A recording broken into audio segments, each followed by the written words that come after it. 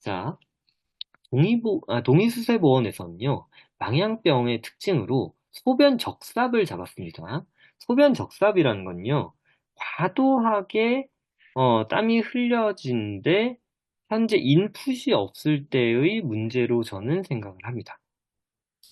탈수가 된 거죠. 자, 그러면 원장님들 실제로 너무 땀 많이 나가지고 탈수까지 진행된 환자가 많이 오나요? 열사병 때 말고? 저는 잘 모르겠습니다. 이런 환자 저는 본 적이 없고 앞으로도 안 볼 것 같거든요. 근데 현대 사회에서 현실적인 망향병의 지표가 있어야 된다는 겁니다. 결국은 이제 막 소변 적삽까지 발생하고 땀 줄줄 흘리는 환자는 너무 스펙트럼이 좁습니다. 이 사람 망향병 아니라는 거 아닙니다. 맞습니다. 맞는데 이렇게 거의 말증까지 간 사람 보지 말고 망향병 될 것 같은 사람을 바로 치료를 해야 된다는 겁니다. 그래서 이겁니다. 심박 출력을 충분히 조절할지 못할 정도의 문제. 다시 말하면요. 뇌에서 혈류량이 순간적으로 떨어지려고 하니까 이제 잡아주잖아요. 떨어지려고 하니까가 이제 너무 자주 오거나 너무 심각하거나 그러면 이 정도 쥐어짜서는 안 되겠네. 제대로 쥐어짜자 하고 이제 확 이제 뛰는 겁니다. 그런 것들이 얼마나 급격하게 자주 발생하는가가 이제 지표가 되는 거고요. 자, 결국 그래서 어, 뭐 여러 가지가 있는데 현재 이 교감신경 항진에 의해서 지금 말초혈관을 수축하고 교감신경이 항진되니까 여기서는 이제 손발에서 식은땀이 난다 이런 것들도 다한증으로 볼 수가 있습니다.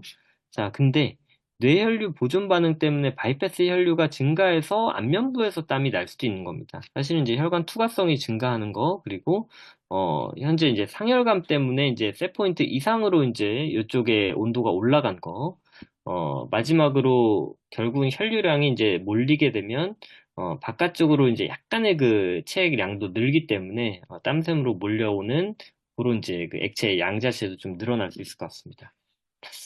케이스를 한번 보겠습니다. 동의수세보원에서 놀랍게도 망병 케이스가 딱 하나밖에 없습니다. 한번 볼까요? 자, 11살. 평소에 설사를 했네요. 자, 그리고 밥 먹을 때마다 구슬 같은 땀을 흘린다. 갑자기 두통 발열, 땀 저절로 흐르고 대변 굳어서 불통. 자, 그래서 이제 뭐 환기 개지 작약 했는데 뭐 두통 발열이 안 나왔다. 자, 소증이 설사였습니다. 그러면 오히려 약간 냉증에 가까웠을 가능성이 있죠. 그러면 아까 이제 제가 두 가지 이제 대응 체계 나눴는데 이제 두 번째 쪽이었죠. 그러면 인체가 순간적으로 이때 무슨 계기에 의해서 위기 대응 방식을 좀 바꿨지 않았나라는 생각을 해볼 수가 있습니다. 자, 대변 굳어서 못 본 지가 4, 5일 됐고, 소변비 붉고 깔깔하다. 탈수네요. 그죠? 자, 탈수인데, 발열은 또 계속하죠. 땀 흘러나오죠? 탈수입니다.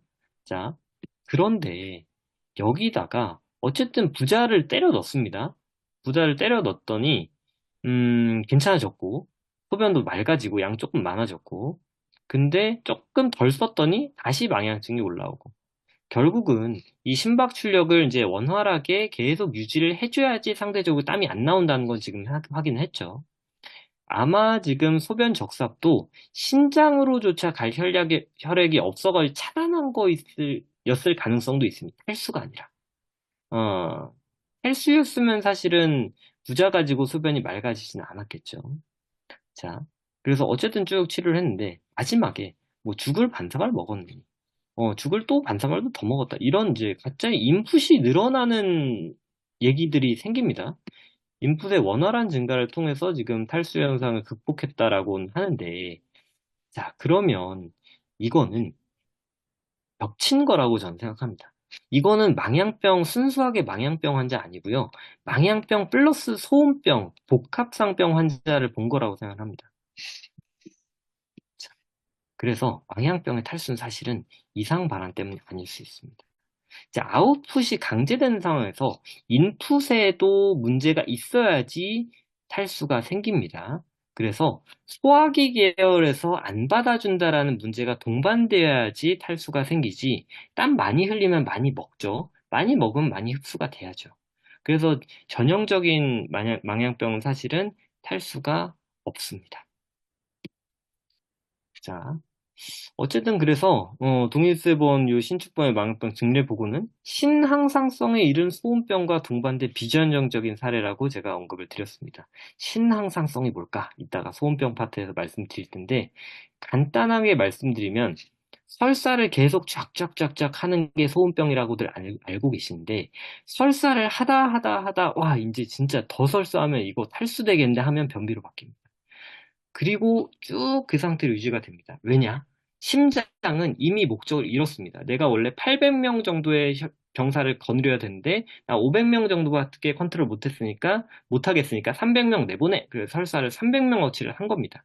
자, 이제 500명 됐죠? 그러면 설사 멈춰야죠. 예. 근데 이게 정상적인 상태냐? 아니라는 겁니다. 신항상성의 이른 소음병이라는. 자, 그래서 우리의 목표는 이겁니다. 이상 발환이 없는 망향병까지 치료를 해보자는 겁니다. 그러면 소음인이 왔는데 이상 반응이 없죠. 근데 자율신경 증상이 지금 한창 심화되는 가정 중에 있어요. 그러면 부자 쓸 수 있다 없다? 저는 쓸 수 있다라고 보는 겁니다. 다만 요거를 꼭 확인을 하셔야 돼요. 음성 격양의 징후, 요감신경 역설적